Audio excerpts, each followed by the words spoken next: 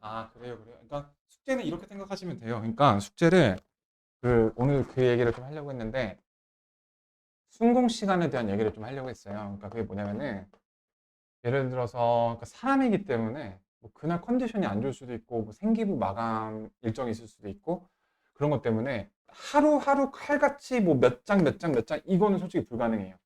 근데 그거를 좀 묶어서 일주일에 최소 분량 요 정도 요건 가능하거든요. 예를 들어서 내가 좀 여유가 있는 날 미리 다 해놓고 그리고 좀 컨디션이 안 좋거나 왠지 기분이 좀 그런 날 약간 치팅 타임 이렇게 하고 대신에 그건 있어야 돼요. 일주일을 기준으로 봤을 때 어느 정도 최소 한도는 해야 된다.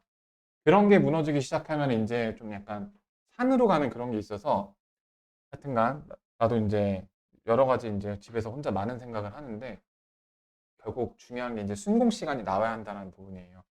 우리 순공 시간, 내가 이제 나는 고등학교 때 어떻게 공부를 했지 생각을 해보면 플래너 갖고서 약간 그 미션 퀘스트 그런 깨는 맛으로 독서실 갔다 오고 도서관 갔다 오고 이제 그랬던 것 같고 이제 그 과정에서 좀 안타까운 건 더 좋은 사교육을 받았더라면 더 효율적으로 했을 텐데 약간 너무 맨땅에 헤딩. 그래서 여기 학원에서 좀 그런 친구들이 있거든요. 그러니까 뭐냐면은 약간 맨땅 헤딩 성공 신화를 좀 바라는 것 같아요. 그러니까 자기는 사교육의 도움을 안 받고 어느 정도의 대학을 이뤄냈다. 약간 요걸 너무 꿈꾸는데 그게 아니라 내가 사교육 도움 안 받고 여기 되려면 사교육 도움 받아서 또 최대한의 이제 뽕을 뽑자.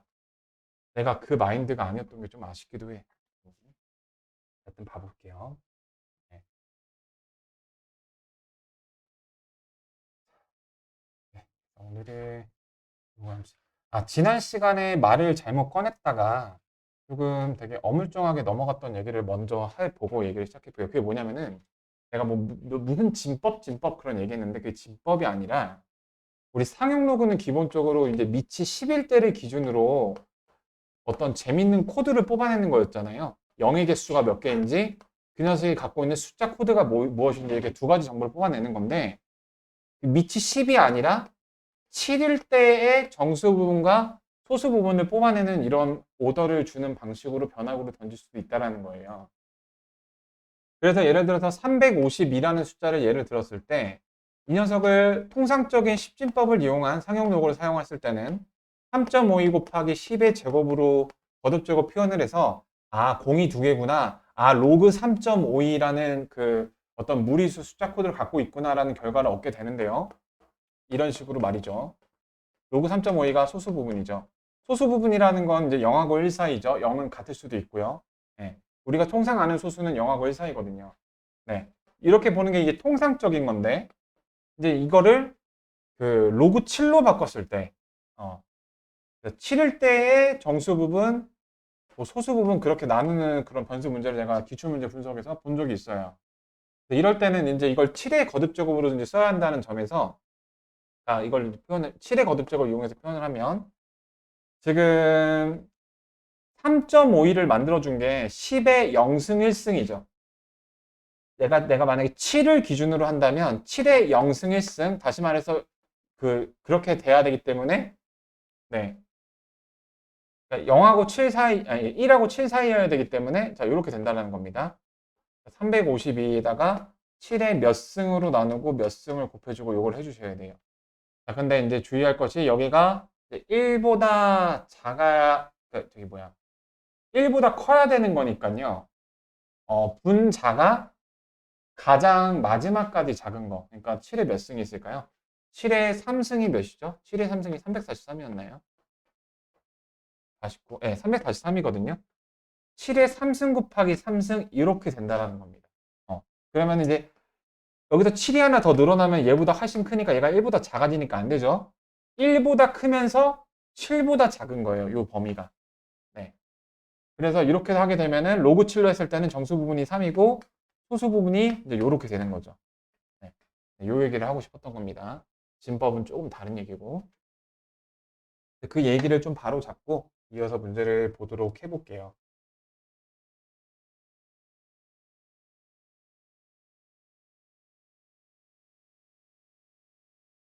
그래서 지난 시간에 예고했던 로그를 이용한 복잡한 지수 문제 계산을 하고 나서 로그야 너 이제 필요 없으니까 빠이짜이젠, 토사구팽 시키는 그 연산도 오늘 있을 예정입니다. 활용해서요. 자, 그럼 우리 혹시 몇 번까지 했었죠? 요건 안 한 것 같은데. 개념일키 2번부터 좀 봐볼게요. 2번. 자, 상용 로그를 보시면은, 자, 여기서, 자, 이 녀석의 정수 부분과 소수 부분을 뽑아내 볼까요? 여기, 0의 개수가 1개, 그 다음에, 이건 이제 로그 5. 이렇게 되겠죠. 그러니까 이 소수 부분이 어떻게 되는가를 많이 헷갈려 하시는데, 그래서 이제 거듭적으로 표현을 강조를 드렸고, 자, 로그 10이다. 밑이 10이다. 그럼 10의 0승 1승 사이입니다. 네, 이렇게. 이거 기억하는 거 어렵지 않겠죠? 5가 1하고 10 사이잖아요. 네, 저렇게 해주시면 됩니다. 자, 그러면은 여기가 1이 들어가고 여기가 알파분의 1인데 밑변환 공식을 쓰게 되면 자, 1 더하기 좀 크게 쓸게요. 자, 로그 5분의 1인데 로그 이제 그 밑변환 공식으로 5의 10 이렇게 바뀌잖아요. 그럼 얘하고 이제 자리가 바뀌면 11 이렇게 되는 거죠. 밑변환 공식이랑 그 지수 바뀌는 거 우리 조금 헷갈렸었던 거, 네, 그거 이제 사용되는 거 확인이 가능하시고, 자, 그 다음에 2차 방정식에, 자, 2차 방정식이 두 개, 이것도 되게 많이 주는 설정인데, 우리가 알고 있는 정수 부분과 소수 부분이 이 방정식의 그 해래요. 근과 계수와의 관계를 이용해서 n 플러스 알파를 구해보면은 2분의 3인데 우리는 여기서 n과 알파를 다 뽑아낼 수 있습니다. 왜냐하면은 정수 부분과 소수 부분이니까요. 바로 1 플러스 0.5라는 사실이죠. 그러니까 n이 1이고 알파가 0.5입니다. 이게 두 근이에요. 그러니까 합 안에서 다 쇼부가 난다라는 사실이에요. 둘이 곱하면은 0.5니까 2분의 k가 0.5다. 그러면은 따라서 k는 1이 나온다. 네, 요렇게. 이렇게 되는 걸 알 수가 있습니다. 네. K값 구했고요. 그 다음에 N값은 저거 해주시면 되죠. 그러니까 로그 라지 N이 1.5였으니까 반식의 논리 사용해 주시게 되면 10의 1.5승, 그러니까 2분의 3승이니까 자, 요거 어떻게 됐었죠? 여기 양수니까 편하게 제곱근으로 이렇게 쓸 수가 있죠. 그러면은 튀어나와서 이렇게. 네, 그래서 근과 계수와의 관계와 저렇게. 자, 그럼 요거 아래 문제 하나 더 풀어보면요. 발전 문제를 봐보면 상용 로그 라지 n을 이렇게 표현했을 때 2차 방정식이 두 근이다. 이번에 2차 방정식의 개수가 로그 값으로 나와 있습니다. 그래서 이제 n 플러스 알파가 로그 3의 8인데요. 로그 3의 8을 정수 부분과 소수 부분으로 찢는 게 포인트입니다.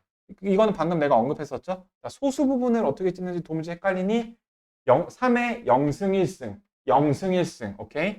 그러니까 그 8에서요. 그 3을 이렇게 해주시면 돼요. 그러니까 이게 포인트입니다. 크게 쓸게 중요하니까. 자, 마지막으로 작아지는 것도 이런 말하면 또 이제 잘 기억이 안 나니까. 자, 그러니까 결론부터 말하면 답은 요거거든요. 요거. 네. 네. 자, 이걸 하게 되면은 이제 1 더하기 로그 3의 이제 3분의 8인데요.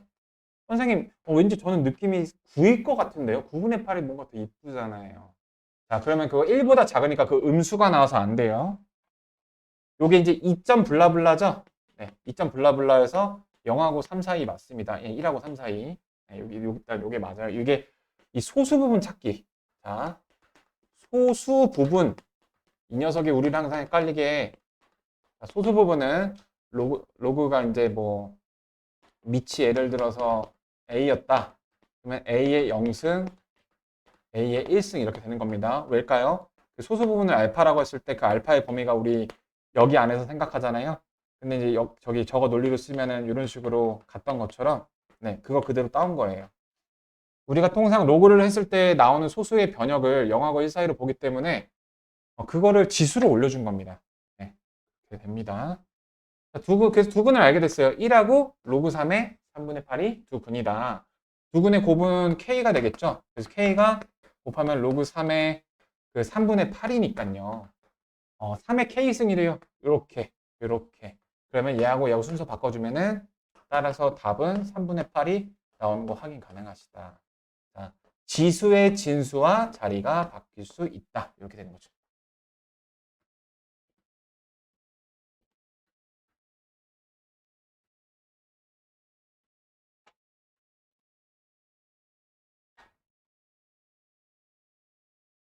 자, 2x2로 가볼게요. 유형 하나만 더 보겠습니다.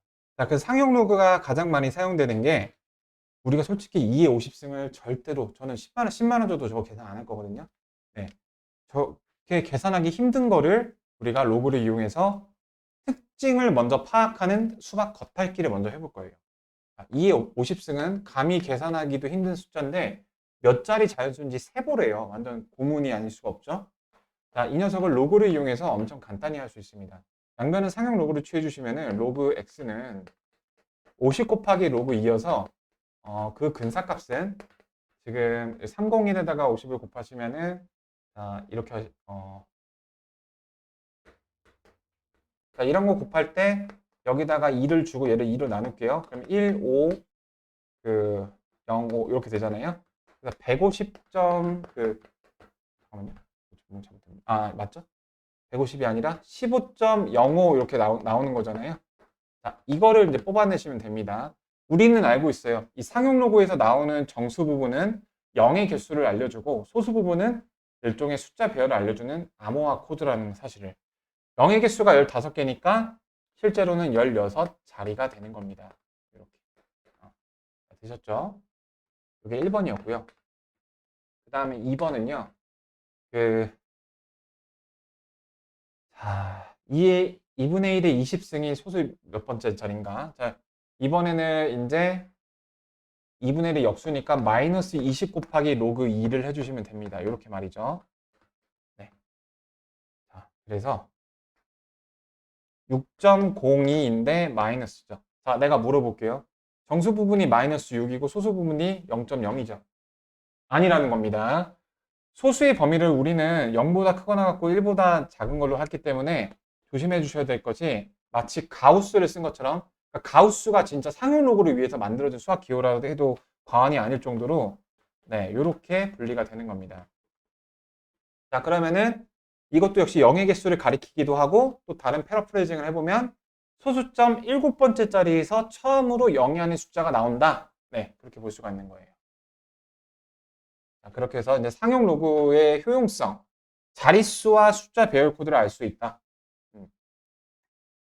힌트고요.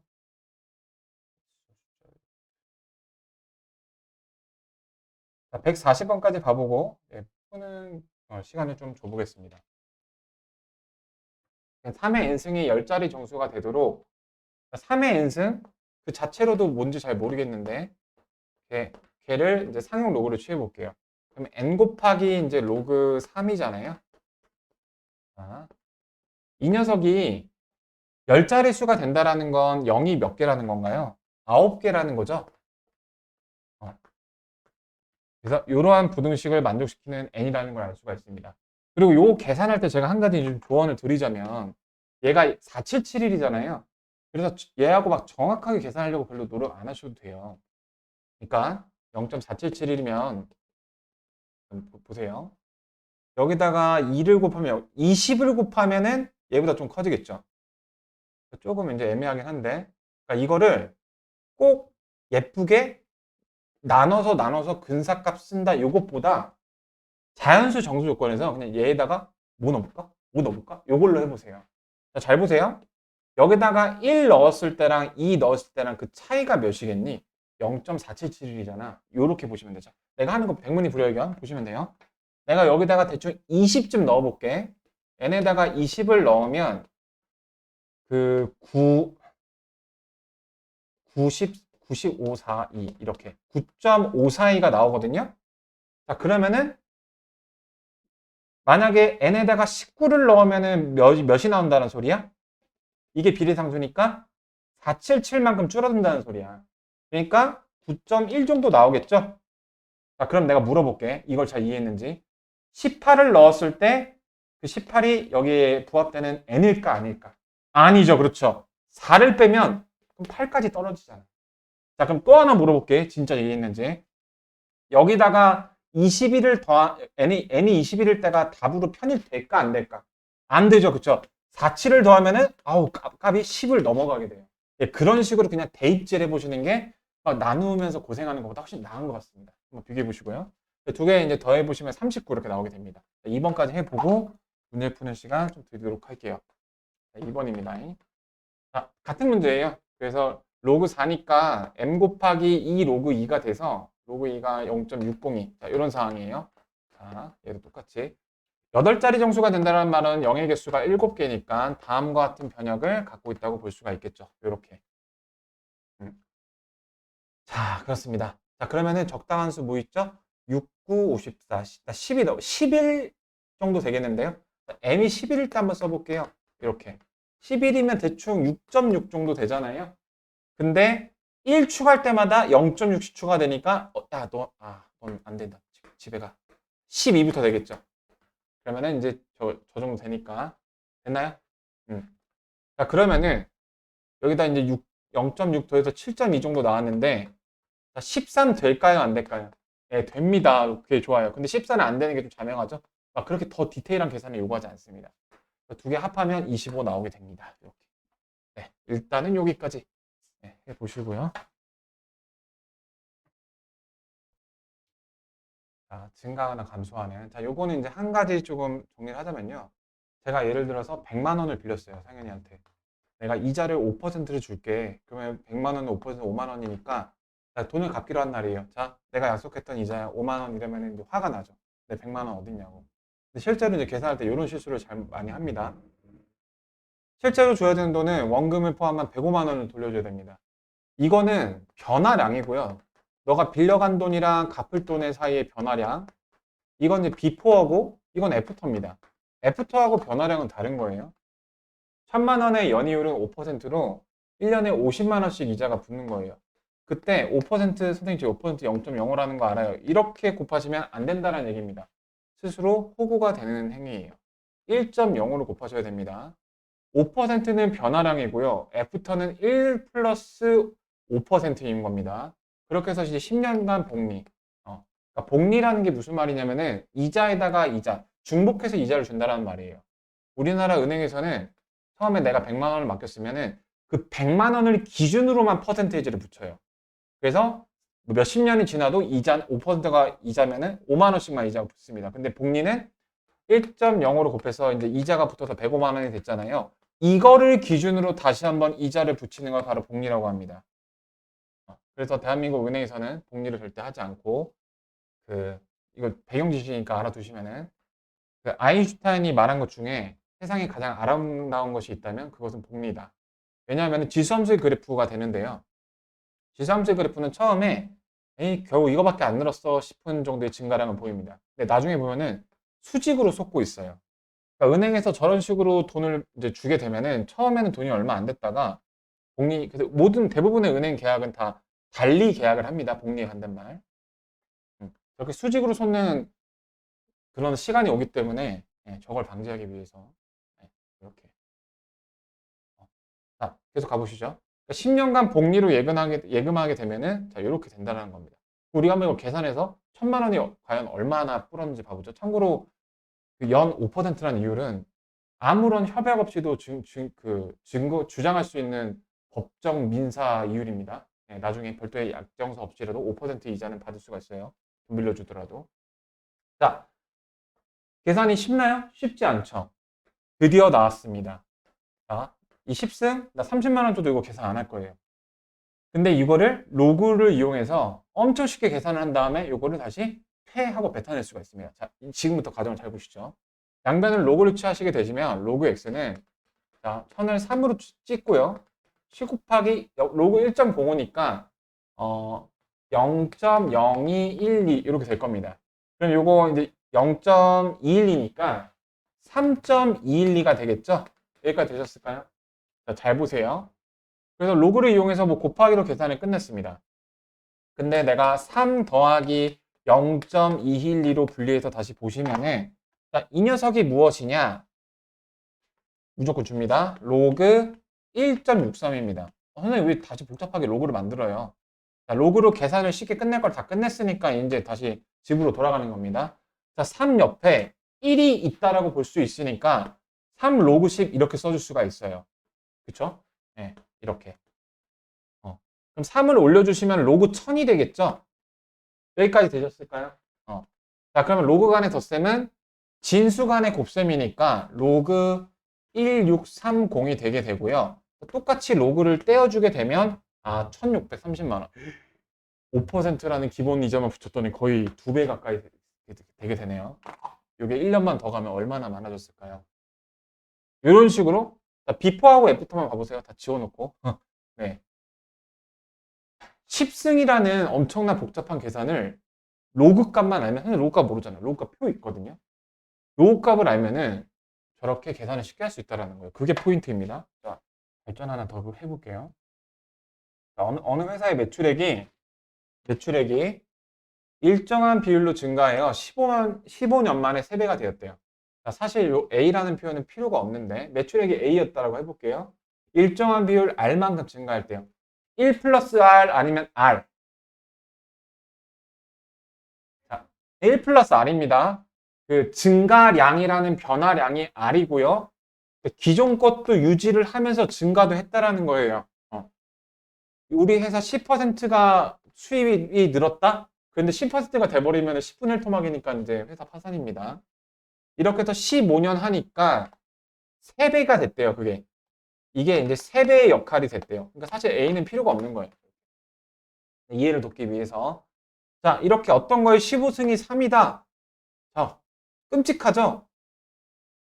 나는 2승에서 3이 되는 것도 가까스로 루트 3이라고 대답하는 사람인데 15승에서 3이 되는 걸 찾으래.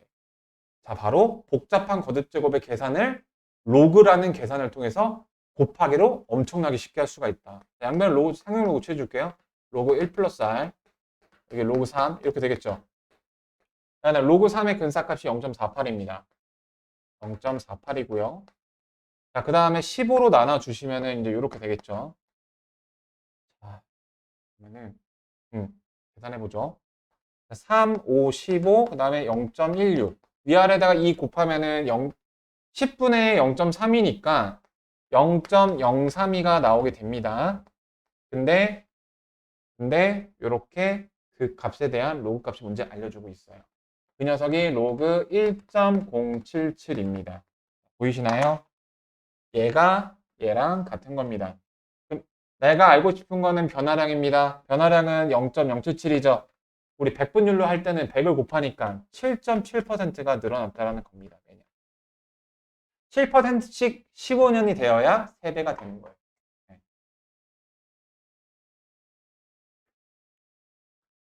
요거 하나만 더 해보겠습니다. 2번입니다. 로그를 이용한 복잡한 거듭 제곱의 계산을 하고 있습니다. 현재. 어떤 기름 산유국에서 일정한 비율로 산유량을 증가시킨대요. 그래서 1 플러스 R만큼으로 변화가 된 겁니다. 20년, 그걸 20번 반복을 한 거예요. 그랬더니 그렇게 20번 반복을 한 게 결국에 따져보니까 2배래요. 뭔가 이상해요. 자, 그러면 그냥 A를 곱하세요. 원래 산유량이 A였는데 요런 거 하니까 원래 거의 2배 양이다. 관념적으로는 여기도 편할 수 있는데 결국 이제 요거거든요. 자, 이것도 구하시면 됩니다. 양변에다가 로그 취하시면 로그 1 플러스 R, 그게 로그 2 이렇게 되죠. 그러니까 얘가 0.3이죠. 20으로 나눠주시면 이렇게 되고 위아래다가 나는 5를 곱할래요. 그러면은 이제 1.5인데 1.5에서 두 칸 바꾸니까 0.015 맞나요? 네, 이렇게 됩니다. 0.015가 로그 1.035니까 자, 어때요? 1을 빼면은 이거 3.5% 이렇게 답이 되는 거예요. 답이. 네, 아시겠죠? 상용 로그의 실생활 활용인데요. 실생활, 실제 우리 생활 그래서 활용하는 겁니다. 자, 이거의 특징 겁나 무슨 말인지 하나도 모르겠어요. 풍속. 근데 자, 또 다른 특징 몰라도 됩니다. 당연히 그래야 되겠죠. 그리고 뒤에 특강에서도 이게 정리가 되어 있는데 자, 그러면은 우리 뭔지 몰라도 된다면서 정리는 왜 해놓을까요? 약간 이게 비문학이랑 비슷한 거야. 우리 비문학 공부할 때 그 대전제가 나와 있는 지문의 발문만으로 문제를 판단해서 풀 수 있어야 되는 거잖아. 그쵸? 근데 예를 들어서 뭐 부동산의 프리미엄이라는 소재가 이제 2007 수능에 실제 나왔던 소재인데 프리미엄이라는 소재가 나왔는데 내가 그 부동산에 관심이 있어서 그거를 되게 많이 알았던 거야. 그럼 그게 도움이 돼요, 안 돼요? 도움이 엄청나게 되겠죠. 적어도 일단 가독성 있게 잘 익힐 거 아니야. 내가 좋아하는 소재니까. 약간 그 정도의 효과? 그냥 겸사겸사예요. 약간 그런 효과. 그리고 여기 나와 있는 이 식이 되게 아무렇게나 막 이렇게 조작해서 쓴 것 같아도 실제 식입니다. 실제 식. 예. 그래서 저것도 막 문제 제기되기는 어렵겠지만 좀 찝찝하긴 하죠. 예를 들어 실제 막 지진의 진도 무슨 뭐 소음의 데시벨을 구하는 식, pH를 구하는 식이 저게 아닌데 저거라고 가정하자 이러면은 우리는 뭐 로그를 물어보는 거니까 그게 큰 문제는 안 될 수 있지만 약간 찝찝하죠. 너는 무슨 뭐 너 혼자 데시벨의 기준을 바꾸냐 막 이런 들을 수 있으니까요. 그래서 이게 똑같은 식이 나온다는 겁니다. 근데 요거는 얌전하게 대입만 잘 해주시면 돼요. 용어에 맞게. 자, B는 여기서 그 의미가 뭐죠? 기온이 T고요. 그 다음 체감 온도가 이제 바디의 약자를 떠서 B를 쓰는 것 같고요. V가 풍속입니다. 변수가 3개인 거 요것만 잘 밑줄 정도만 그어주세요. 그 다음에 무조건 이 데이터를 주거든요. 그걸 이제 열 맞춰서 그냥 대입을 잘 해주시면 끝나는 거예요. 자, 체감 온도가 아니라 기온이 마이너스 15도일 때입니다. 체감 온도가 마이너스 25. 그러니까 체감 온도가 마이너스 25일 때 기온은 마이너스 15도여서 이거 그냥 암산을 해보이죠. 15 곱하기 0.6 하면은 마이너스 9죠.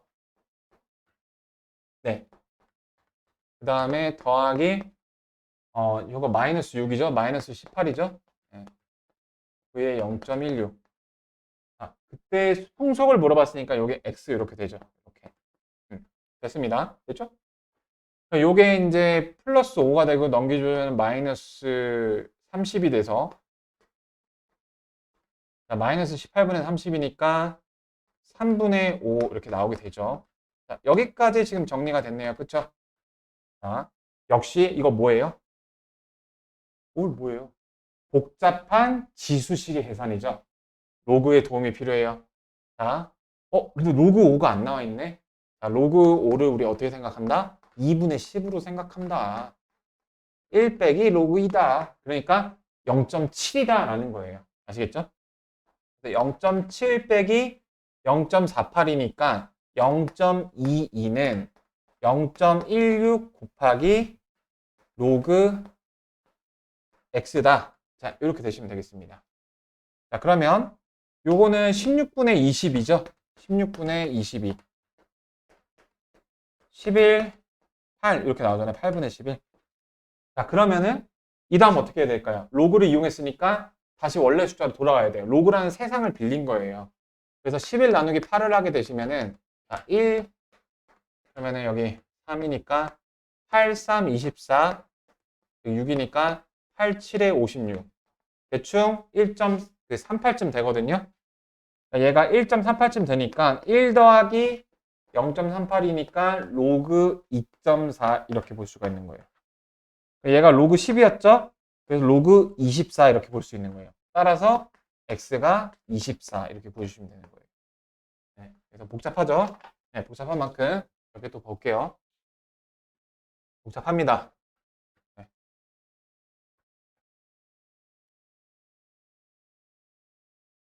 아래 발전 문제를 봐보시면 여기 또 그러니까 변수에 맞게 잘 대입하는 게 제일 중요하다고 했습니다. 먼지 양이 200 마이크로그램 이때 이제 먼지 제거기가 막 가동이 된대요. 그래서 가동이 됐을 때 그 가동하고 나서의 그 결과가 xt고요. 시간이 t고요. 그 다음 다른 변수가 없네요. 그 시간과 이제 나중. 그래서 가동되기 시작하고 나서 n초가 지나고 그러니까 20 플러스 180 곱하기 3의 마이너스 256분의 n초 경과. 그때 50이 되었대요. 이렇게. 단위 같은 거 조심하시고요. 네, 그런 거 장난 잘 안 튀지만. 자, 그럼 이거 이제 뭔가요? 뭐긴 뭐야? 복잡한 거듭 제곱 계산식이지. 누구의 도움이 필요해? 로그의 도움이 필요해요. 자, 아직 감이 잡히지 않아요. 로그가 대체 어떻게 도와주고 간 건지.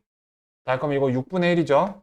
6분의 1은 3에 자, 이렇게 한 단계 정리를 해볼게요. 자, 양변에다가 상용 로그를 취하시면은 마이너스 로그 6 그게 n 256분의 n이고 로그 3 이렇게 되고요. 마이너스 마이너스 플러스 해주시고 로그 3이랑 로그 6 알면 되죠. 네, 로그 6이 없는데요. 이런 두 개 더 하시면 되죠. 로그 저기 0.78 이렇게 됩니다. 자, 그 다음에 로그 3이 0.48이니까 위아래 둘 다 110 곱한 거예요. 자, 요거 계산해 주시면 되겠습니다. 자, 256 이렇게 곱하시고요. 네, 여기까지 되셨죠? 네, 오케이. 그러면은 어디 보자. 68에 48, 6일은 6, 13. 그 다음에 이거 2의 몇 승? 8승입니다. 바로 나오셔야 돼요. 네, 8승 3승이니까 원래 알았는데 갑자기 놀래켜서 까먹은 건가요? 네, 자 2의 5승이니까 32 이렇게 나오죠. 그래서 답이 32 곱하기 13 이렇게 나오게 되세요. 자, 이런 거 계산할 때 꿀팁. 13이 10 더하기 3이잖아요. 분배 법칙 땡큐 이렇게. 그러면 320에다가 96 더하시면 되잖아요. 416 이렇게 나오게 됩니다. 네, 이게 답이고요. 네, 한 3개쯤 박아주셔도 좋을 것 같습니다. 자, 그래서 실제 문제에서 나올 때 여러 가지 설정을 주는데요. 그 대표적인 설정이 다음과 같은 것들입니다. 서로 다른 두 로그 값에 소수 부분이 같다라는 설정을 줍니다. 그거를 우리가 어떻게 이용하면 되느냐? 예를 들어서 정수 부분은 다를 가능성이 있으니 n1, n2로 표시하고 소수 부분은 같으니 똑같이 알파라고 표시를 해보면 자, 이거를 우리가 어떻게 활용할 수 있을까요? 바로 변변이 빼는 겁니다. 변변이 빼면 소수 부분이 사라졌기 때문에 이 녀석은 무조건 정수라고 할 수 있죠. 다시 말해서 소수 부분이 같은 거는 차이가 정수라는 부분을 적극적으로 이용해 주시면 되는 겁니다. 딴 거 없어요. 자, 그리고 소수 부분이 같다라는 거를 저렇게 예쁘게 한국말로 해주기도 하지만 이런 식으로 가우스를 이용해서 표현하기도 합니다. 자, 가우스가 이전 페이지에 있는 내용인데요. 가우스에 대해서는 지난 시간에 얘기한 바 있으니 여기서 설명을 해도 부족하지 않을 것 같습니다.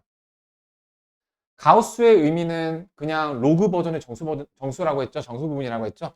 생각해 보세요. 로그 값에서 정수 부분을 빼면 남는 게 뭐겠어요? 소수 부분이겠죠. 소수 부분이겠죠. 소수 부분이 같다라는 표현을 이런 식으로 원 로그 값에서 가우스 값을 뺀 방식으로 이렇게 표현을 주기도 합니다. 이거 잘 봐두세요. 네. 근데 저게 사실 무슨 말이라고? 소수 부분이 같다라는 말을 이렇게 표현하기도 한다라는 거예요. 아시겠죠? 그래서 뺀 게 정수다. 그 다음으로 뺀 게 지금 이제 뭐 정수다를 썼으면은 더한 걸 정수다 쓰는 케이스가 바로 2번입니다. 소수 부분의 합이 1이다. 그러니까 어떤 학생들은 이게 더해서 1이 나오는 거에 너무 많은 심취를 해서 이 1이라는 숫자를 어떻게 활용할까 막 이렇게 재단하고 계신데요. 그게 아니라 그냥 더했을 때 정수 그 이상 그 이하도 아닌 겁니다. 네. 자, 그러면은 그 더해서 정수라는 거를 도대체 어떤 식으로 활용을 하는지 예시 문제를 통해서 한번 봐보도록 해볼게요. 이 두 가지를. 자, 이런 식으로 나온다는 겁니다. 여기 그 예제 3번인데요. 로그 x하고 로그 x의 제곱이 있는데 저 녀석의 차가 정수래요. 근데 그 바로 얘기했죠. 그러니까 이거 로그 2x니까 빼면은 로그 x가 될 거예요. 그러니까 이 값이 정수라는 얘기입니다. 이 정수 조건은 내가 되게 특별한 조건이라고 했죠. 자연수 조건은. 로그 x의 범위가 어떻게 되나요? 1과 2 사이죠. 근데 여기서 이제 한마디가 추가되는 겁니다. 1과 2 사이의 정수. 그래서 로그 x의 값은 1이 되는 거죠. 저 1과 2 맞죠? 네. 그런 식으로 되는 거예요. 왜냐하면 1과 2 사이에서 정수는 1밖에 없으니까. 자, 그 다음 소수 부분이 서로 같을 때 그러니까 이걸 이렇게 쓸 수 있는 거예요. 요거 빼기 이 녀석의 가우스, 요거 빼기 이 녀석의 가우스, 그게 같을 때 이렇게 줄 수도 있었던 겁니다. 소수 부분이 같으니까 저거는 2x고요. 저거는 2분의 1 x니까 빼면 2분의 3의 로그 x죠. 자, 로그 x의 범위는 이번에 둘 다 개구간이네요. 1과 2 사이였어요. 거기다 2분의 3을 곱하니까 2분의 3이랑 3 사이죠. 그러니까 이거 1.5죠? 여기 사이에 들어있는 거 정수 뭐밖에 없어요? 2밖에 없어요. 이렇게 하시는 겁니다. 정수라는 거는 되게 막연하게 많을 수 있는 여러 가지의 숫자를 되게 특정해주는 효과를 갖고 있어요. 정수나 자연수는요. 정수가 제법 많은 것 같음에도 불구하고 그런 성격이 있습니다. 자, 그 다음에는 소수 부분의 합인 1인 케이스도 바로 적용을 해볼 건데요. 더하기로 바뀐다는 것 외에는 큰 차이가 없습니다.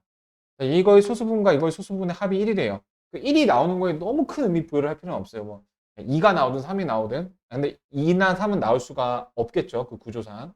왜냐하면 각 소수 부분이 이렇게 되니까 그 부등식의 덧셈에 대해서 잠깐 얘기를 해보면 어떤 x가 뭐 이렇게 생겼어요. 어떤 y가 예를 들어서 뭐 이렇게 생겼어요. x 더하기 y의 범위 어떻게 되는지 부등식의 덧셈 하는 거 지금 간단하게 얘기를 해드리도록 할게요. 자, 어떨 때 둘이 더한 게 제일 크겠어요? 야, 큰 것만 가져와. 12일 때죠. 중요한 점은 5하고 7이 둘 다 실제로 있어야 12도 있는 겁니다. 7이 없네. 아이고. 그래서 빵꾸. 그 다음에 가장 작은 것만 가져왔을 때인데 이때는 2하고 3이 둘 다 있으니까 이게 되겠죠. 그 다음에 빼는 거 해볼게요. x 빼기 y. 어쩔 때 x 빼기 y가 가장 크죠? 가장 큰 x에서 가장 작은 x를 뺄 때겠죠. 그래서 3인데 요거는 등호가 들어가겠죠. 둘 다 있으니까. 그 다음에 가장 작은 거에서 가장 큰 걸 뺄 때 마이너스 4인데 얘는 하나가 없으면 하나라도 없으면 빵꾸인 겁니다. 이렇게 하는 방법이 있어요. 자, 네. 이거 계속 해보죠, 이거. 그래서 요 2분의 1이랑 1이니까 2분의 3의 로그, 둘이 더하면 2분의 3의 로그 x예요. 네. 자, 그 녀석이 정수라는 거죠. 자, 로그 x는 2하고 3이죠. 자, 2하고 3인데 여기다가 2분의 3을 이제 곱하시면 되는 겁니다. 여기는 3이 되겠고요. 여기는 2분의 9가 됩니다. 즉 다시 말해서 이제 4.5쯤 되는 거죠. 여기 들어가는 거 뭐밖에 없다? 네, 4밖에 없어요. 그죠? 네, 그래서 얘가 4라는 거니까 x의 값은 어떻게 될까요? 자, 얘가 4입니다. 정리해 주셔야 돼요. 로그 x는 3분의 2를 곱하면은 3분의 8 이렇게 되겠죠. 그래서 저기 반식의 논리를 쓰면은 따라서 x는 10의 3분의 8승 이렇게 나오게 되는 겁니다. 답이 4번이죠. 네. 이런 식으로 저런 설정을 주는 거는 저렇게 해결하시면 되겠습니다. 되게 통상적인 문제입니다. 특별한 문제 아니고요.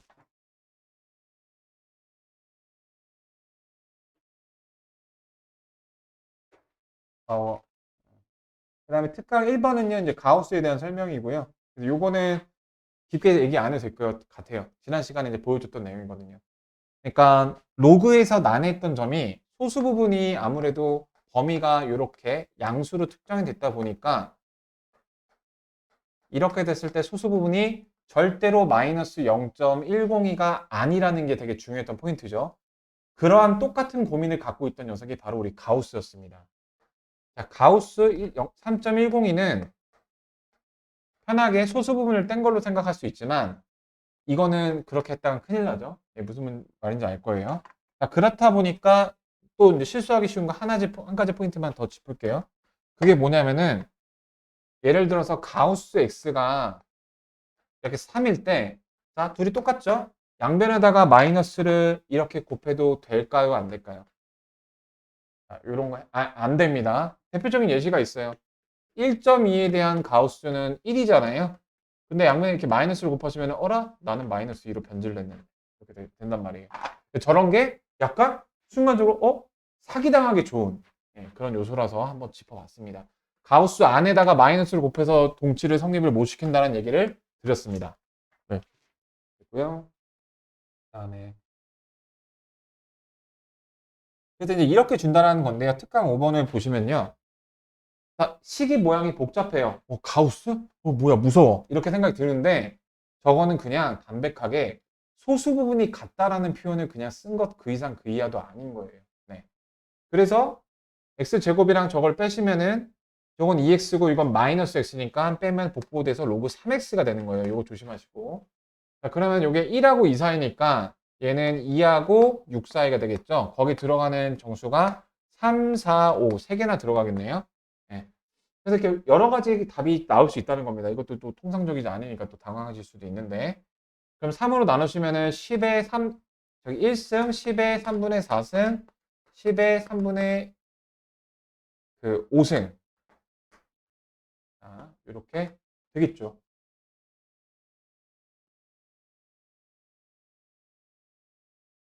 자, 이번에도 마찬가지로 소수 부분의 합이 이제 1인 경우를 또 당연히 이렇게 표현할 수 있겠죠? 네. 그래서 로그 x의 범위는 기본적인 로그 x가 1하고 2 사이인데 로그 x의 제곱과 저 녀석의 합이 이제 소수 부분의 합이 저거니까 이걸 더하시면 로그 3x죠. 요거 3이고 요거 6이죠. 얘가 될 수 있는 게 4하고 5니까 10의 3분의 4승, 10의 3분의 5승. 두 개의 곱이니까 10의 3분의 9승이니까 1000 이게 답이 되는 거예요. 네, 이렇게. 요게 이제 특강 1이고 특강 2까지 봐봤고요. 아니, 저기 특강 2는요. 아까 이제 예고했던 대로 실생활 활용에 이제 여러 가지 이야기에 대해 나와 있는데 일단 주제들을 숲을 먼저 봐보면 소리의 크기, 데시벨에 대한 내용이 나와 있어요. 이것도 그 문제에 나오면 그 문제만 보고도 할 수는 있지만 그냥 한번 여기서도 그 텍스트를 보시면은 뭐 법적인 규제가 막 이렇게 되어 있다. 뭐 데시벨은 무슨 소리를 나타낸다. 이런 게 몰라도 문제 푸는 데는 지장이 없지만 이거를 한번 그래도 용어가 너무 많이 나오니까 알아두면은 조금 실수할 여지. 그러니까 예를 들어서 용어가 친숙하지 않다 보니까 데시벨에다가 대입할 값을 내가 소리의 세기에다가 이제 대입을 한다던가 뭐 그런 거 그냥 가볍게 보면은 될 것 같습니다. 어차피 실제 활용 문제가 아래에 있기도 하고요. 그래서 데시벨의 크기는 이제 먼저 데시벨과 소리의 높이를 구분을 해야 되죠. 그 음정 높이를 나타내는 건 이제 헤르츠고요. 주파수가 높을수록 예, 고주파 높은 그거고요. 그래서 박쥐 같은 초음파 같은 경우에는 주파수가 너무 높아서 가청 범위를 벗어나서 안 들리는 겁니다. 네. 그래서 약간 뭐 그런 게 있었죠. 뭐가 있었냐면 우리나라 소프라노가 되게 저명한 소프라노가 음역대가 너무 높아서 초음파의 영역에 진입을 해서 소리가 잠깐 안 들리는 그런 현상이 뭐 있었다 막 약간 이런 게 있는데 그러니까 그게 이제 막 파형계는 잡히는데 사람한테 안 들리는 막 그런 걸 뭐 들어본 적이 있는 것 같기도 하고 목소리가 크고 작고가 바로 이 데시벨입니다. 그래서 우리가 소리가 아, 너 왜 이렇게 시끄러워? 너 왜 이렇게 목소리가 작아? 이런 거는 이제 데시벨의 영역이고요. 그래서 그 데시벨이 이제 어떻게 정의가 되는지 한번 그냥 봐두자는 거예요. 많이 볼 시기니까. 데시벨이 정의가 되기 위해서는 사전적인 변수가 필요한데 그게 바로 소리의 세기입니다. 소리의 세기는 어떤 소리와 관련된 그 매질에 의해 결정이 되는 K라는 상수가 있어요. 소리가 내가 이제 그 뭐 환경에 따라서 그 공기의 재질에 따라 다를 수가 있겠죠. 한 가지 이제 좀 우리가 공감할 만한 거는 거리의 제곱에 반비례 한다는 겁니다. 그러니까 소리가 이건 이제 물리학자들이 실험을 통해서 밝혀낸 건데 지금 우리가 한 2m 정도 떨어져 있죠. 4m 떨어져 있으면은 내 소리가 4분의 1배로 저기 2배가 됐으니까 4분의 1배로 작아진다라는 겁니다. 그러니까 이런 거를 알면 뭐가 좋을까요? 내가 대형 강의실을 이제 배치할 때 그 스피커의 볼륨 같은 거를 이제 조절하면 아니 그건 어차피 다 똑같으니까 그러니까 스피커의 위치 같은 거 조절하기가 좋겠죠. 스피커를 또 너무 띄엄띄엄 하게 되면은 또 그래서 그런 과학적으로 이제 그런 배치하기 좋습니다. 그래서 소리의 세기를 구하잖아요. 데시벨은 이제 이렇게 정의가 됩니다. I 제로가 뭐냐면요. 가청 주파수의 이제 그 가장 작은 세기입니다. 소리의 세기는 이제 뭐 제곱미터 퍼 와트인데요. 그러니까 이제 여기다가 제곱미터 이제 면적이 단위죠. 그러니까 이렇게 소리 음파는 평면파로 전달이 되니까 그 면적을 곱하면은 그 소리의 규격 와트. 그래서 그 스피커의 규격이 막 10와트, 15와트, 15와트 막 이러잖아요. 사람이 들을 수 있는 가장 작은 역치값의 세기에 대해서 몇 배인지의 그 비율에 로그를 곱하고 10을 곱합니다. 그러니까 왜 로그를 굳이 붙여고 사람을 헷갈리게 만들까요? 왜 그냥 몰롱도로 표시하면 되는 걸 여기다가 로그를 붙인 다음에 마이너스를 붙여서 이걸 산도로 표시해서 pH 1, 2 이렇게 표현을 할까요? 네. 바로 숫자가 거듭 제곱으로 들었기 때문입니다. 거듭 제곱으로 들어온 숫자를 깨끗하게 만드는 그 정화조 역할이 바로 이 로그입니다. 네, 그래서 이렇게 되는 거예요. 자, 그리고 10의 마이너스 12생. 우리 막 마이크로 이런 거 들어봤죠? 이런 게 이제 SI 단위라고 해서 이제 공대 가면 1학년 때 배우는 건데 10의 마이너스 2승이 10의 마이너스 9승이 우리가 그 들어봤던 나노입니다. 10의 마이너스 6승이 마이크로고요. 얘가 이제 그 피코고요. 얘가 펜토고요. 그렇게 해서 이제 그 전공 시험에서 한 20승까지 보거든요. 마이너스 20승까지. 그리고 우리 위로는 잘 알잖아요. 10의 6승이 이제 메가, 기가, 테라, 그 다음에 뭐 헥타 뭐 이런 거 배우잖아요. 그런 게 있어요. 그래서 저런 단위 다 거듭 제곱이고 그래서 공대 가서도 뭐 로그 많이 쓰고요. 안 쓸 수가 없죠. 저기 거듭 제곱을 단순화시켜주는 고마운 도구인데 표만 있으면. 네. 그래서 네, 이렇게 되고요. 그러니까 이제 문제가 이제 이렇게 나온다는 겁니다. 문제 한번 풀어보죠.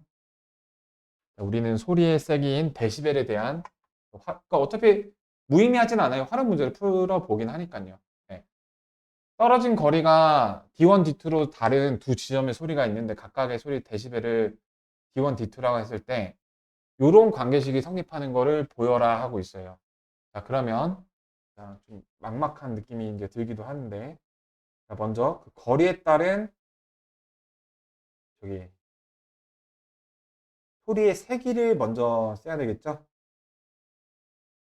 지금 음원이라는 거는 똑같기 때문에 소리 세기의 식인 i는 d 제곱분의 k 요거를 먼저 보시면요. 자, 소리의 세기가 어떤 녀석 i1은 떨어진 d1의 제곱일 것이고요. 다른 i2는 떨어진 d2의 제곱으로 이렇게 결정이 될 겁니다. 자, 소리의 세기는 데시벨을 구하기 위한 전초적인 변수에 불과하다고 했어요. 데시벨이 뭐라고요? 저는 어쩌다 보니까 외워버렸네요. 10 곱하기 로그 값이에요. 자, i0에서 i1의 크기. 그렇죠?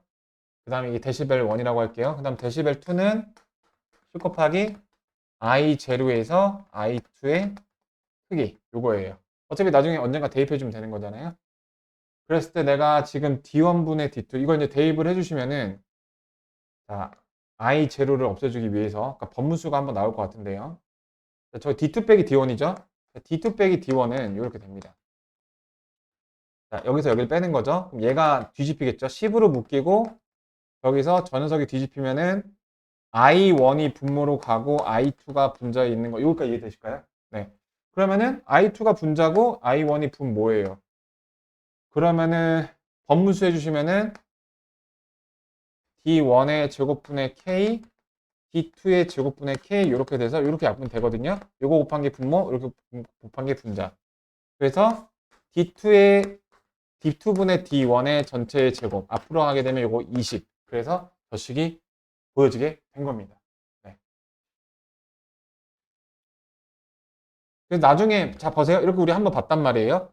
나중에 무슨 문제를 딱 만났는데 데시벨이 어쩌고 이렇게 나오면은 반갑다라는 겁니다. 그냥 그 정도 효과예요. 그냥. 네. 자, 그다음 보시죠. 그리고 이거 좀 실용적으로 이용할 것 같기도 하고. 스피커에서 2m 떨어지는 곳의 소리가 120dB이라고 할 때 10m 떨어진 거. 자, 거리가 2에서 10으로 변화됨에 따라서 D가 5배가 됐죠. 자, 그러면 요식 항상 관계식에 모든 원리가 담아 있습니다. 자, 요거였죠. 거리가 5배가 되면 I는 몇 배가 돼요? 25분의 1배. 이거 되실까요? 네. 25분의 1배로 작아지게 됩니다. 소리의 세기가요. 자, 그러면 소리의 세기 데시벨의 정의를 다시 한번 써보시면은 10의 로그 i0분의 i잖아요. 자, 이 녀석이 25분의 1i로 됐을 때, 자, 변화사항만 이렇게 내가 노란색으로 써볼게요. 얘로 인해서 기존 값이 어떠한 영향을 받는지 지금부터 잘 봐주시길 바랍니다. 자, 우리 곱셈이니까 찢어낼 수 있죠? 이렇게. 로그 25분의 1로 찢어낼 수 있죠? 그쵸? 근데 얘는 이제 5의 마이너스 2승이죠? 그러니까 마이너스 2 곱하기 0.7이니까 마이너스 1.4죠? 자, 천천히. 자, 로그 5는 로그 2가 0.3일 때를 기준으로 0.7인 것은 맞나요? 네, 천천히. 여기가 5의 마이너스 2승인 것까지 되셨나요? 자, 로그 5를 알아야 될 것 같아요. 로그 5는 로그 2를 통해서 구할 수 있다고 했었죠. 2분의 10이니까. 그죠? 네. 이거 그렇게 헷갈리는 거예요. 네, 그래서 이게 0.7인 것까지 되셨나요?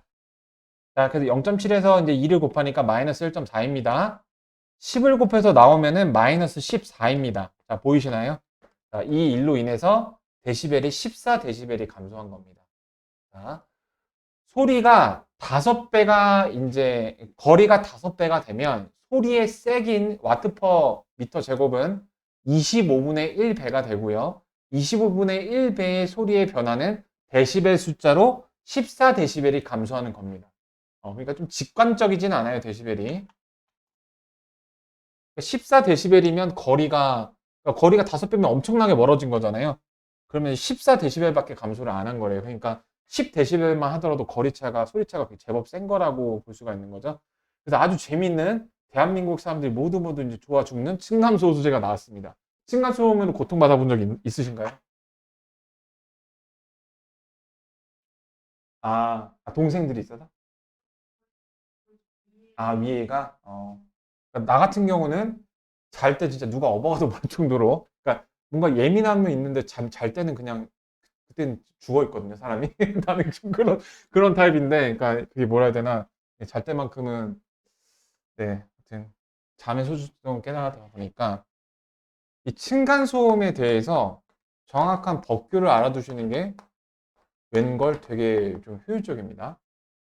그냥 뭐냐면은 사실 나도 윗집에서 막 이제 쿵쾅대고 아침에 청소기 돌리면 바닥이 막 막 긁는 소리 나는데 난 그거 별로 신경 안 써요. 내가 할 일 하거든요.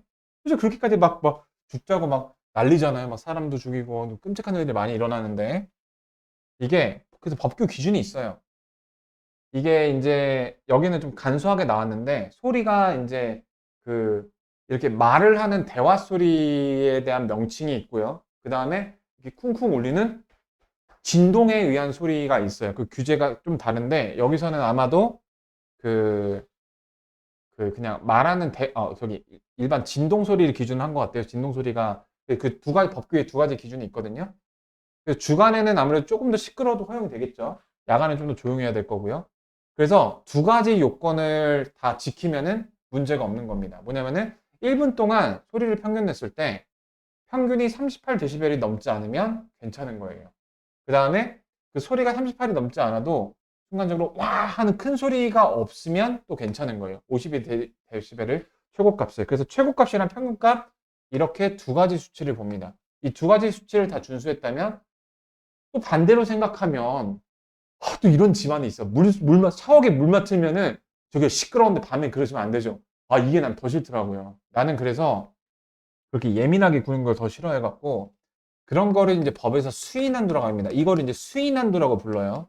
수위난도가 뭐냐면은 뭐 사람이 이제 받아들여야 되는 그 한도치라고 해서 이 데시벨 이상이면 민사적으로 손해배상의 이유가 생기고 그 다음에 이제 형사적으로 이제 소음 공해죄에 대한 죄를 물을 수 있는 그 기준이 되는 거예요.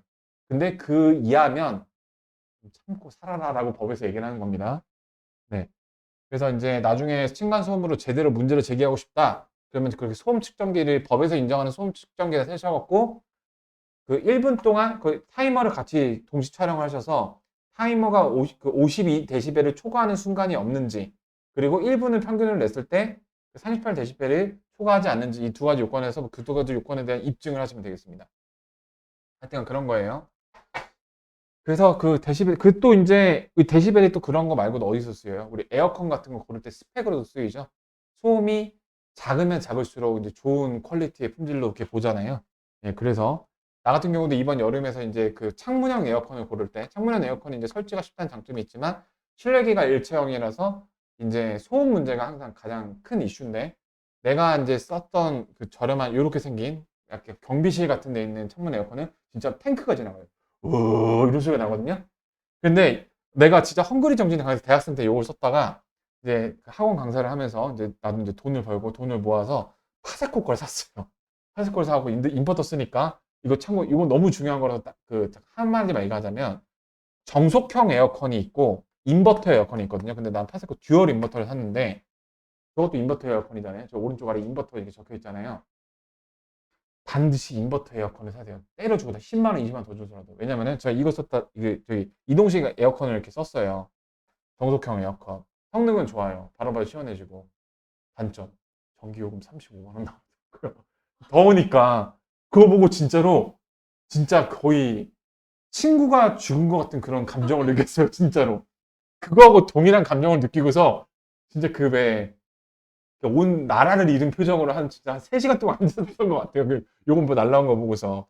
근데요, 이 듀얼 인버터 에어컨을 쓰고서 진짜 원 없이 틀었거든요. 얼마 나왔게? 45,000원 나왔어요. 이게 이제 전기의 운용 방식 때문에 이런 차이가 나는 거기 때문에 에어컨은 정말 정속형을 싸려면은 막아야 돼요. 어디 가둬놔야 돼요, 그 사람. 그 정도로 진짜 참고하세요. 나중에 이제 이런 일이 있을 거거든요. 막 나중에 막 자취를 한다거나 아니면은 우리 방이 너무 더워서 에어컨 하나 설치를 해야 되는데 이제 엄마가 야 저렴하니까 우리 정속형 에어컨 이거 사자. 엄마 잠깐만 이렇게 막으셔야 돼요. 진짜로. 네.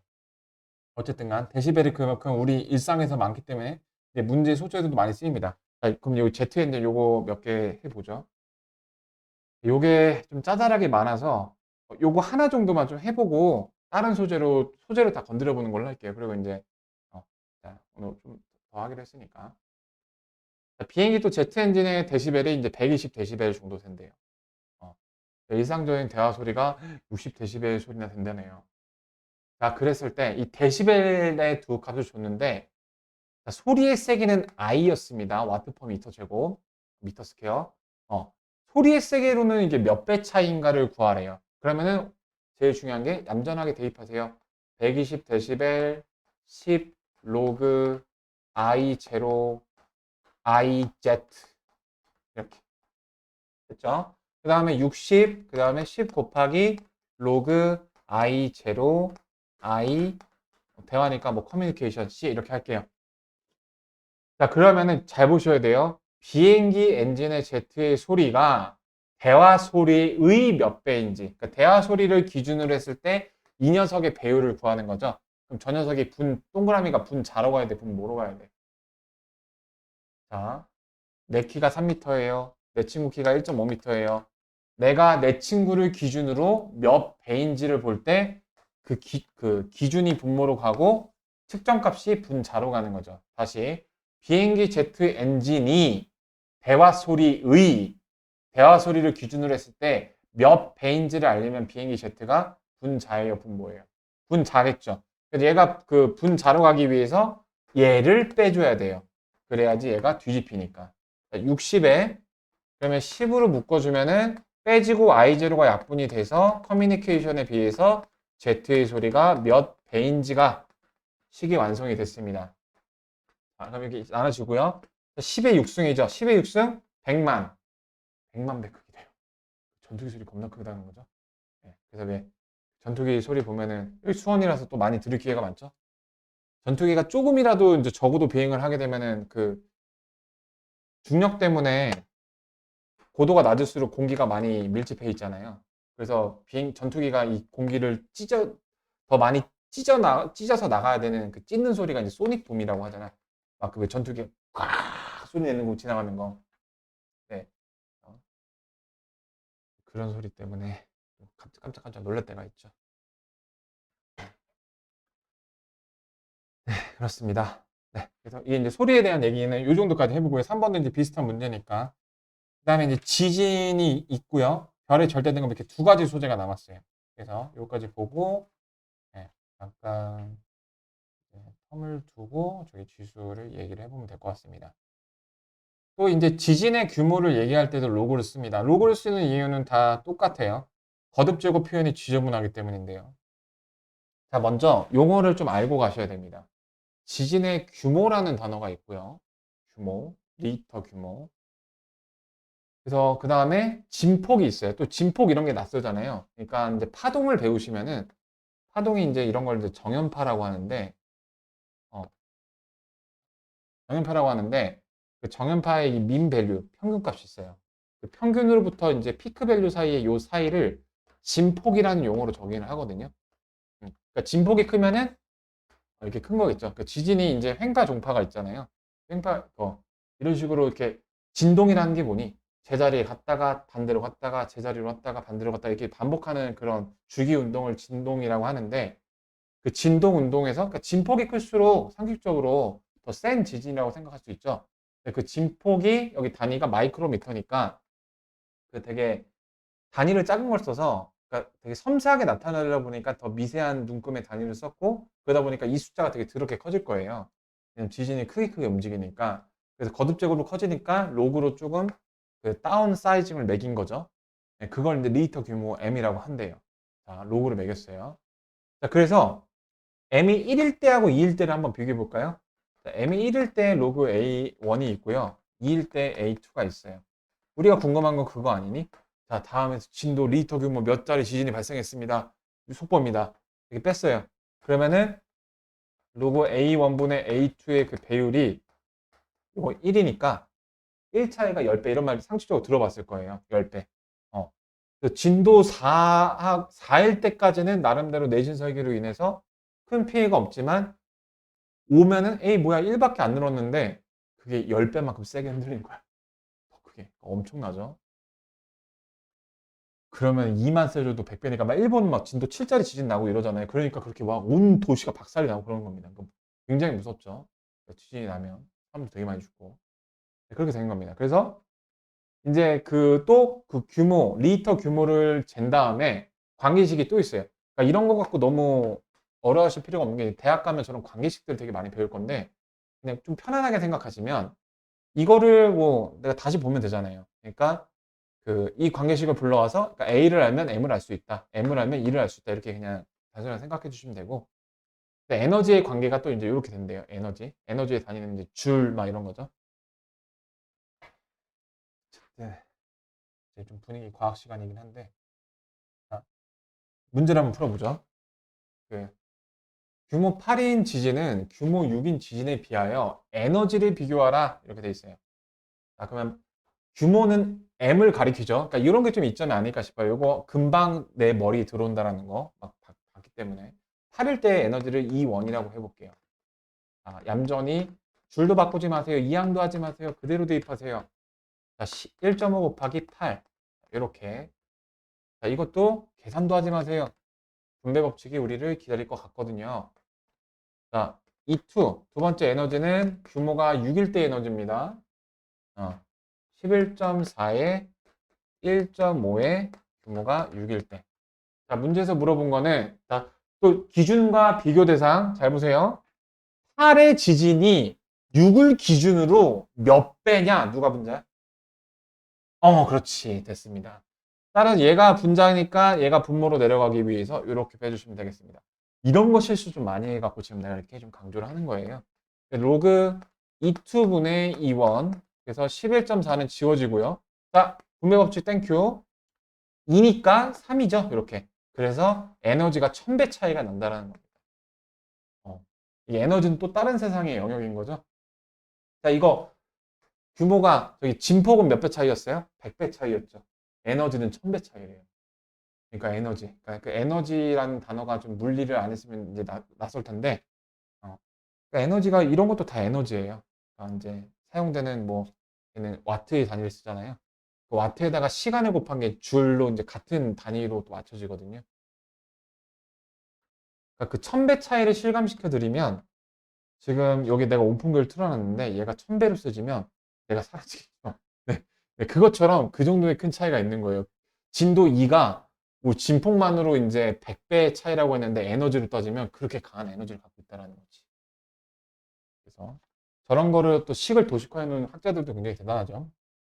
그다음 지진의 규모가 이만큼 증가할 때 에너지가 몇 배 증가한지를 보아라.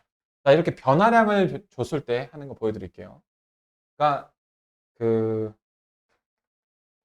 11.4 요 식에서 1.5에서 이만큼 증가한 거를 내가 여기 기존의 m에서 플러스 이렇게 쓰실 때 요 2만 붙잡고서 뭐 하셔도 되겠습니다. 자, 기존의 식을 냅두시고 2를 분배 붙이고 밖으로 꺼내시면 3으로 나가죠. 이렇게 기존에 원래 있던 거 냅두시고 플러스 3만큼 추가가 됐어요. 로그 2가. 그러면은 저기 뭐야? 그 그러니까 이거 1000배인데요. 예. 그러니까 지금 내가 설명하고 있는 거는 이렇게 변화량만 줬을 때 그거 계산하는 거를 나름 좀 실무적인 절차를 보여드리고 있는 거예요. 그러면은 이제 처음에 거를 뭐 E1이라고 한다면 나머지 거 그 변화량을 보시면은 그러니까 10의 요거 거듭 제곱이니까 1000배 이렇게 볼 수 있는 거거든요. 저 2를 보시면 네, 계산하시면 되겠고 그러니까 데시벨도 여러 절차가 있었어요. 복잡했던 게.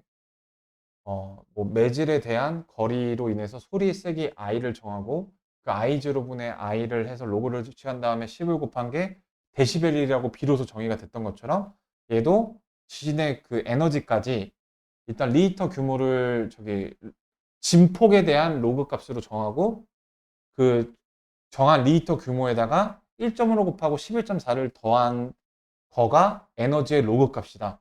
그러니까 이거를 우리가 암기할 필요는 없지만 이렇게 한번 이렇게 봐두면은 익숙하다라는 거예요. 별의 절대 등급까지 좀 봐보고 일단 상용 로그를 좀 마무리해 보겠습니다. 이제 상용 로그는 진도를 좀 도과하고 나서 살짝 로그가 잊혀졌을 때 그 연습 문제를 통해서 정리하는 시간을 그때 가져보도록 할게요. 별의 절대 등급입니다. 이제 우주과학인데요. 자, 우리 하늘의 별을 보면은 되게 밝게 보이는 별도 있고 어둡게 보이는 별도 있을 거예요. 가장 밝은 별이 이제 우리 북극성을 알고 있죠. 별의 밝기를 나타내는 그 단위를 등급으로 나타내는데 우리가 많이 쓰는 등급은 상대 등급이라고 해요. 그러니까 상대 등급은 지구 입장에서 본 거예요. 지구 입장에서. 우리 기준으로, 우리 중심적으로. 근데 절대 등급은 실제로 엄청나게 밝게 빛나는 녀석인데 지구하고 너무 멀리 떨어져서 어두운 별이라고 오인을 받는 경우도 있겠죠. 실제 그 별이 이제 발산하고 있는 그 빛의 절대적인 양을 바로 절대 등급이라고 하고 그 다음에 이 상대 등급, 이거는 다른 말로 겉보기 등급이라고 해요. 지구 입장에서 사람 입장에서 봤을 때 그 별의 밝기, 그거를 이제 또 이렇게 로그식으로 써놨습니다. 이렇게 말이죠. 자, 절대 등급이 라지 m이고요. 저기 상대 등급이 스몰 m이에요. 그 다음에 이제 그 x의 의미가 별까지의 거리, 별까지의 거리. 그래서 한번 이 식을 개략적으로 이해를 해보시면요. 자, 실제로 별이 엄청 밝아요. 근데 거리가 엄청 가까워요. 그러면은 어떻게 돼야 될까요? 로그 값. 실제로 그러니까 우리가 겉보기로 밝아요. 그러니까 자, 잘 보세요. 비례관계로 그냥 대충 보면요. 실제로 엄청나게 밝게 빛나는 별이 있어요. 근데 걔가 거리까지 가깝네? 그러면 상대 이게 높아질 수밖에 없는 거예요. 자, 이거 선생님 잘 납득이 안 가죠? 이거 그냥 분수식을 쓰면은 이 마이너스 때문에 x가 이렇게 분모로 가잖아. x분의 1 이렇게. 이거 x가 커질수록 이 로그 값이 작아지잖아요. 네. 이거 그냥 생각하지 마세요, 그냥. 어쨌든 관계식 그냥 요거 보시면 됩니다. 얘하고 얘 다른데 똑같아요, 정리하면. 그래서 문제 한번 7번 풀어보죠. 10파색이라는 거리가 떨어져 있다. 네. 그래서 거리가 x가 그래서 변수로 이렇게 쓰세요. x가 10파색이고 그 다음에 저 생각했구나. 이 별의 절대 등급을 구하라. 그래서 이 별의 지금 겉보기 등급이 마이너스 26.7이래요. 그때 절대 등급이 궁금하네요. 그래서 저 관계식을 그냥 대입해 주시면 되겠습니다. 라지 m은 마이너스 26.7 더하기 5의 로그 그 10분의 10이니까 요거 1이겠죠? 나누겠죠? 그래서 네, 바로 절대 등급이랑 똑같은 건가? x팟에 떨어지는 녀석이 저걸 하면은 거리가 새로 설정되어 있네요. 그러니까 제가 이거가 똑같이 나온 이유가 잘 보세요. 그러니까 10파색을 기준으로 지금 세운 식이기 때문에 10파색만큼 떨어져 있으면은 그때는 이제 절대 등급하고 상대 등급이 똑같은 거리를 10파색이라고 정한 거네요. 무슨 말인지는 잘 모르겠지만 10파색? 네? 그랬어요? 네, 나보다 더 잘 알겠죠? 네. 저는 전공도 저쪽이 아니라서 어쨌든간 그럼 좀 반갑겠네. 네. 그럼 좀 다행입니다. 네. 어쨌든 그래서 이제 요 데이터를 대입을 해주셔야 되죠. 네. 그래서 이거를 알고 싶어요. 근데 이게 마이너스 26.7이고 플러스 5의 로그 떨어진 게 10의 마이너스 53? 5.3, 마이너스 5.3, 마이너스 5.3 이렇게 되고 요번에 10. 자, 그럼 요거 플러스 5.3이니까 플러스 6.3 이렇게 되고요. 앞으로 내려가면 5 곱하기 6.3 그러면은 저기 31.5 이렇게 되죠. 마이너스 6.7. 자, 그래서 절대등급이 나오게 됩니다. 31.5. 자, 8, 4, 5, 4, 네, 4.8. 아, 그리고 뺄셈 같은 거 하실 때 혹시, 자, 이런 거 계산할 때 어떻게 해요? 그 10에서 뭐 1을, 이게 생각보다 우리는 당연하게 한다고 얘기했지만 혹시 보수 계산법을 하는 거 하고 있나요? 그럼 모르시나? 자, 내가 초등학교 2학년 때 과정을 살릴 수가 있는데, 그러니까 바야흐로 1995년 때 이제 쌤의 엄마가 이제 외환은행 은행원이셨는데 그 내가 빼기를 하는 그 꼬라지를 보고서 그러니까 뭐냐면 그때 당시에 내가 배웠던 그 숫자 공부에서는 이런 거 계산할 때 있잖아요. 빼야 되는 자릿수가 더 클 때 이거를 10을 빌려와서 10에서 이제 8을 빼면 9, 10, 11, 12 4개니까 빌려왔으니까 4개 빌려왔으니까 갚아야지 이렇게 했었거든요. 교육과정이 이래요. 근데 이거를 보수계산법이라고 해서 우린 10짐수를 사용하죠. 8이 10이 되기 위해서 부족한 보수를 2라고 해요. 이거 영어로 컴플먼트고 이제 전자공학에서 배우는 용어이기도 하거든요. 2. 보수가 뭔지 알았나요? 그 2를 얘하고 더하시면 돼요. 빌려왔으니까 4. 자, 이거 토 나온 거 계산으로 보여드릴게요. 예를 들어서 1, 2, 3, 5 이렇게 있다. 그러면은 7, 8, 9 이렇게 일부러 형님들 이렇게 빌려볼게요. 자, 그러면 이거를 막 빌려오고 이런 게 아니라 9의 보수 몇이에요? 더하면 6. 8의 보수? 더하면 5인데 빌려왔으니까 4. 보수? 5인데 4. 4, 4, 6이에요. 이게 뺄셈의 가장 좋은 방법입니다. 보수 계산법. 그래서 별의 등급까지 봐보았고요. 안푼 문제들은 하나의 좋은 활용 문제니까 풀어 보시기를 권장합니다. 이렇게 해서 이제 상용 로그를 일단 좀 맞춰보고요.